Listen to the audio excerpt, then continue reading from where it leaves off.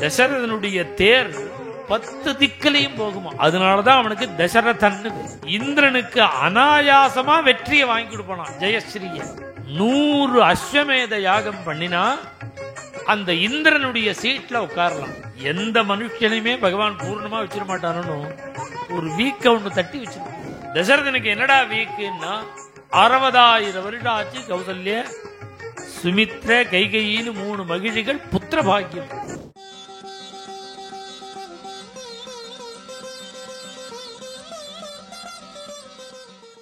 தாமாவசத் தசரதः சுரவந்திதேன சங்கிரந்தனேன விஹிதாசன சம்பிபாகா. அந்த அயோத்திக்கு நாம போனோம்னா கம்முன்னு வாசனை அடிக்குமா. இந்த பிருந்தாவனத்தில் ஒரு இடம் இருக்கு.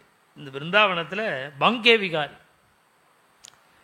பாங்கே விகாரி அந்த சந்துக்கு போயிட்டாலே போகும். சந்தில் தான் இருக்கு இந்த கோவில். அந்த சந்தில் அந்த கோவில் வாசலுக்கு போக போக போக இந்த ரோஸ் அத்தர் வாசனை இருக்கு பாருங்க, மூக்க தொலைக்கும், கம்முன்னு வாசனை அடிக்கும். அந்த பக்கம் போனாலே, அந்த பாங்கே விகாரி கிட்ட போனாலே ஒரு கம்முன்னு ஒரு வாசனை. அது மாதிரி அயோத்தி முழுக்க வாசனையா. மந்தாரமல்ய மதுவாசி தகந்த பூமி, எங்க திரும்பினாலும் வாசனை. அது நம்ம ஊர் புஷ்ப வாசனை இல்லை, வேற எந்த வாசனைன்னா தேவலோகத்து புஷ்பத்தினுடைய. தேவலோகத்தில் பாரிஜாதம், மந்தாரம், அது மாதிரி உள்ள புஷ்பங்கள்லாம் இருக்கு பாருங்க, தேவலோக புஷ்பங்கள். அந்த புஷ்பத்தோட வாசனை அயோத்தியில்.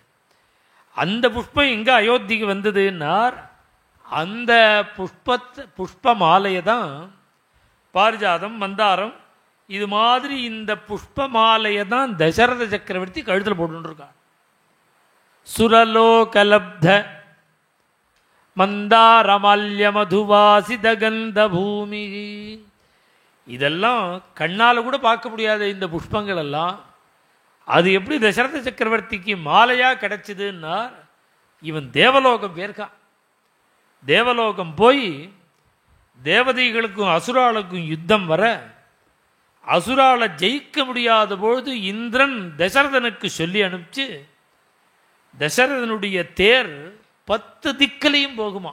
4 கிழக்கு, தெற்கு, கிழக்கு, தென்கிழக்கு, தெற்கு, வடமேற்கு,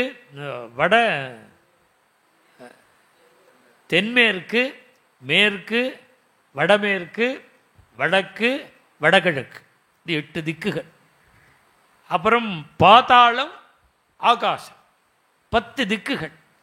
இந்த 10 திக்கிலையும் தசரதனுடைய தேர் போகுமா. அதனாலதான் அவனுக்கு தசரதன்னு பேர். 10 திக்கிலையும் அவனுடைய தேர் போகும். அவன் நேரா தேவலோகம் போய் அசுராலெல்லாம் ஜெயிச்சு இந்திரனுக்கு அனாயாசமா வெற்றியை வாங்கி கொடுப்பானான், ஜெயஸ்ரீய. இப்படி ஜெயஸ்ரீயை வாங்கி கொடுத்த இந்த தசரதனுக்கு ஒரு தேங்க்ஸ் சொல்லணுமோ. உனக்கு என்ன வேணும்னு கேட்டா, அயோத்தியில என்ன குறைச்சல், இவன் என்னத்துக்கு தசரதன் கையை நீட்ட போறான். அங்க இருக்கிற பிராமணனே சங்கதாச்ச பிரதிகிரகன்னு கையை நீட்ட மாட்டேங்கிறான். கையை நீட்டுறதுக்கு ரைட்டு உள்ள பிராமணனும் நீட்ட மாட்டேங்கிறான். கொடுக்கிற சக்கரவர்த்தி கையை நீட்டுவணும். உனக்கு என்ன வேணும்னு இந்திரன் கேட்டா, இந்திரனை பார்த்து உனக்கு என்ன வேணும்னு கேட்கிறான் அவன். அப்பேற்பட்ட ஐஸ்வர்ய சமர்த்தி, சகல சௌபாகியங்களும் இருக்கு. அதனால இவனுக்கு பொருளை கொடுத்து இவனை திருப்திப்படுத்த முடியாது. ஏன்னா அவன் சர்வசமர்த்தனா இருக்கான். வேற என்ன பண்ணணும்னா ரைட்ஸை கொடுக்குறான். 100 அஸ்வமேத யாகம் பண்ணினா அந்த இந்திரனுடைய சீட்ல உட்காரலாம். அதனால இந்திரனுக்கு பல பெயர்கள்ல ஒரு பெயர் சதமகன். சதமகன்னா மகம்னா யாகம், சதமகன்னா 100 யாகம். 100 அஸ்வமேத யாகம் பண்ணினா இந்திரனுடைய சீட்ல உட்காரலாம். அப்போ அதுக்கு ஒரே ரைட். அதனால தான் அஸ்வமேத யாகம் யாராவது பண்ணினா இந்திரன் குதிரையை திருடின்னு போயிடுவான். ஏன் குதிரையை திருடுறான்னா, அவன் யாகம் பண்ணினா அவன் சீட்டுக்கு ஆபத்து. இப்போ ஒவ்வொருத்தரும் அவன் சீட்டுக்கு ஆபத்து வரும்போதுன்னா எத்தனை கிரிட்டிக்கலான வேலையெல்லாம் பண்ணுறான் போகிறோம். இன்றைக்கே அவன் சீட்டுக்கு ஆபத்து வந்துன்னா எதை வேணாலும் பண்ணுவான். அதுபோல் இந்திரன் என்ன பண்ணுவான், குதிரையை திருடுவான். என்னென்ன மேக்சிமம் இடைஞ்சல் உண்டோ எல்லாம் பண்ணுவான். காரணம் என்னன்னா தன்னுடைய எம்பி சீட்டை ரட்சிச்சுக்கிறதுக்கு. அவன் திரிலோகாதிபதி, அவன் அதை ரட்சிச்சுக்கிறதுக்காக இந்திரன் அப்படிலாம் காரியம் பண்ணுவான். அதனால 100 அஸ்வமேதம் பண்ணினா அந்த ஆசனத்தில் உட்காரலாம். தசரதன் அஸ்வமேதம் 100 பண்ணலை. அந்த தசரதனை கௌரவப்படுத்துறதுக்காக என்ன பண்ணுறான் இந்திரன், சங்கரந்தனேன விகிதாசன தான் உட்காண்டிருக்கிற ஆசனத்துக்கு பாருங்க, சோஃபா இந்திராசனம், அதில் பாதியை காலி பண்ணி கொடுத்து தசரதனை உட்காத்தி வச்சாலாம். ஒரே ஆசனம், ஒரு பக்கம் இந்திரன் ஒரு பக்கம் தசரதன். சங்கரந்தன் உட்கார்ந்து மாத்திரம் இல்லை, அப்சரச ஸ்திரீகளை அழைச்சி புஷ்பத்தெல்லாம் பறிச்சுன்னு வர சொல்லி, தேவலோக புஷ்பங்களால் மாலை கட்டி கொடுக்க சொல்லி, இந்திரன் அவன் கையாலேயே தசரதனுக்கு போட்டு அவனை குஷிப்படுத்தி அனுப்பிச்சிருக்கானா அயோத்திக்கு. அந்த மாலையை போட்டுன்னு பெருமையாக வரான் தசரதன். அதனால தான் அயோத்தி முழுக்க வாசனை அடிச்சது.